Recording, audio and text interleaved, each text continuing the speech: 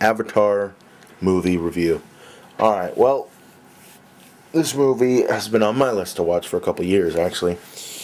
And you didn't start hearing things about it until, June, July, when Comic-Con, I guess, was going on out there in San Diego. And, things weren't that good, because people were sort of complaining about CGI. They said it just looked like CGI. And when the trailer came out in September, people were even less excited about it. But y'all got to remember, first, none of that film footage was finished. And a lot of people weren't expecting good stuff. Well, I was expecting greatness. It's James Cameron. Think about the movies he's made. Terminator, Aliens, Terminator 2. The Abyss was even a good movie. Titanic. The dude just makes good movies. That's just what he does, So, anyway, so Avatar shows up, and let me tell you something. You have to see this movie. You absolutely have to. Order the tickets. Go now, okay? I'm sure it looks great in regular 2D, because let me tell you something. The CGI, I went and saw it at 12:01. Thursday night, Friday morning, whichever one you want to call it. And I just haven't felt like putting a review yet until now, which it happens to be probably 12:01 or something like that Friday night.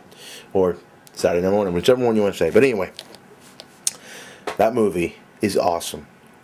Just go see it, trust me. I don't care what you like, you just gotta go see it.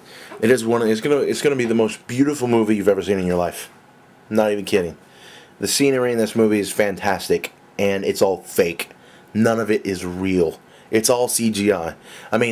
Sure, there's some people are real and some buildings, I guess, would be real. But besides that, everything else is CGI. All the plants, all the animals, most of the main characters are all CGI.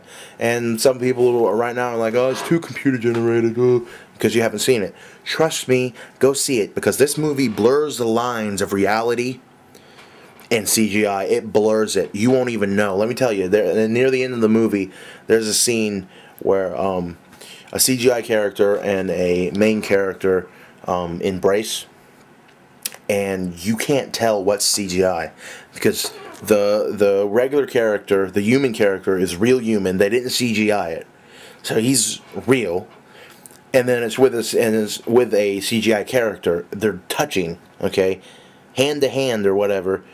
And you can't tell. You can't tell. You get so immersed in this movie, it's ridiculous. But my recommendation, see it in 2D if you have to. See it in regular 3D if you have to.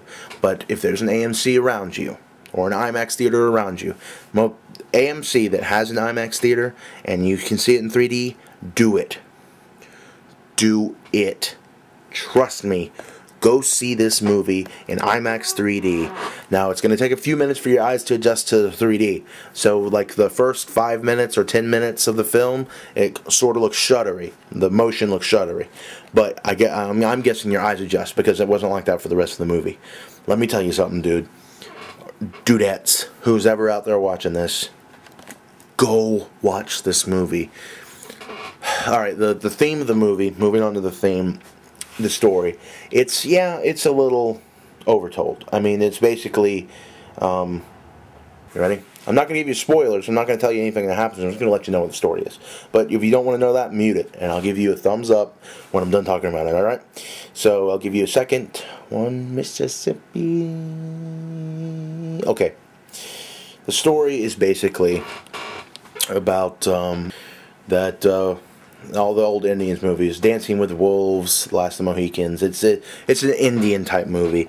It's about pretty much the humans land on this planet Pandora, and they're trying to mine some stuff, and the Na'vi are right over a huge deposit of this stuff that we need, and now we want to move them.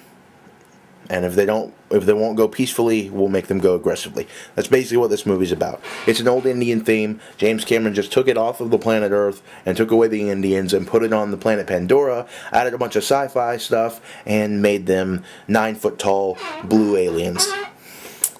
And these creatures Anyway, that's what he made. I mean, it's basically that story. It's really a Dancing with Wolves story, to be honest. It is. So the story is a little bit done. It's been done before, but James Cameron is good at what he does. So he knows how to play it. So the story may have been told before, but it's told in a way that it's new, it's refreshing, it's exciting, and just because of the graphics and the world it takes place in, it is a must-see. You have to go see this movie, trust me. Okay. See that? Thumbs up. Start watching it. Like I just said, it's a must-see. You got to go see this movie. Just the scenery is a reason to go see this movie. It is amazing. You will get sucked in. You will want to go there. Now, to the Na'vi. The Na'vi are 9-foot blue cat leopard mixed with a model. They're 9 feet. They're tall. They're slender. They look like a blue cat model. Is what they look like. You know, like a runway model, and they're awesome. The Na'vi are some of the best characters in this I've ever seen. They show feeling. The CGI is insane. It sucks you right in. You don't even think about it being CGI anymore. And all the creatures, everything in this movie, it's insane. And I just can't express to you how insane this movie is. With everyone's talking about this is going to be the future of movies. This is going to be how movies are going to see. Once this CGI is done, people are going to be like, oh my god, we got to do CGI like this now. Think about all the good CGI movies you've seen. Transformers 2, The Hulk, Iron Man, all good CGI. Doesn't hold a candle to Avatar. Not a candle. It is ridiculous how good. Oh, and it's done with motion capture. Okay, it's done with the actors. All the actors who played Na'vi did most of the motions they have in the movie. Okay, so I mean, you're talking about the black suits with the little dots all over them, like they did with Beowulf and Polar Express, and Jim Carrey movie just came out, Scrooge or Christmas whatever story. Yeah, it was amazing. All right, and it was awesome. It was awesome. And I was reading an article about her name's hard to pronounce. I'm not even going to attempt it. It's like Trey or Trey T, whatever. The main character's love interest in this movie, played by Zoe. Can't remember her last name. She plays Uhura from the new Star Trek movie. She's been in a bunch of stuff. The article was talking about how this may be the first ever national, international, all-time, whatever, digital sex symbol. And let me tell you, it's true. That's how real these things are. It's the craziest thing. You guys gotta go see this movie. I'm probably gonna go see it again and take a couple friends, maybe some family who didn't get a chance to see it.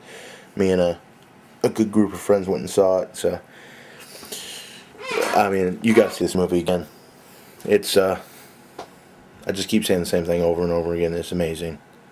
I know that's boring, but go see this movie. I'm telling you, go see this movie. You know, it's $14 to go see it in IMAX. You know, that's too expensive. Cheap. Go online, order it with your credit card, and say you're a child. Okay? Do that. Buy a child's ticket, and then you go there and to the box office, you get your tickets, and if they say, hey, this is a child's ticket, you just say, oh, whoops, sorry, I must have hit the wrong button, and then you pay full price, or you don't pay at all. Whatever. Trust me, go see this movie. Go do it. I give this movie, I have to give this movie an A+.